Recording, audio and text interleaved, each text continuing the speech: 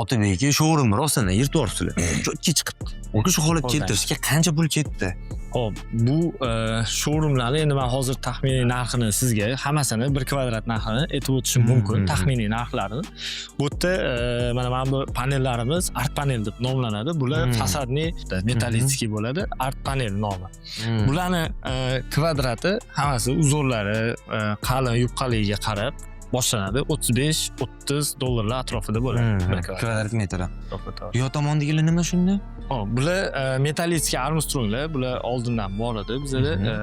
Bular perforirованный armstrong. Bularimizni narxi 12 dollardan boshlanadi kvadrati. Yo tomondagilar? Xo'p, bular endi reyshni bilan grilyator ko'pchilikga tanish bo'lgan patologlar. Bularning kvadrati 15-16 dollardan boshlansa, bularning kvadrati 5,5-8 dollardan boshlanadi. Bular bizning yangi mahsulotlarimiz, aka. Bular konvertli panel desak ham bo'ladi. Konvertli patologlar, art panel, o'sha dekorativniy panellar. Bu panellarimiz 35-40 dollarlar atrofida kvadratidan chiqadi.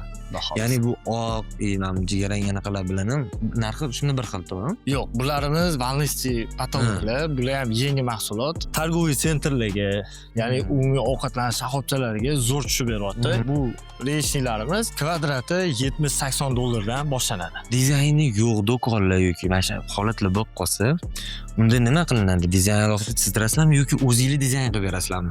Unda biz o'zimiz alohida individual sizni obyektingizga qarab o'zimiz dizayn qilib beramiz. Otabekga hammasini hisoblab ko'rdik.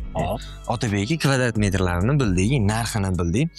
Keling bitta taklif, qancha pul ketishini obunachilarimiz o'ziga topshiraylik-da, ular hisoblab ko'rishsin. Kelishdik. Obunachilarimiz agar qaysidir mahsulotimizni aniq narxini bilib kommentariyaga yozsa, ular uchun individual bitta chiroyli skidkalar bilan qilib beramiz.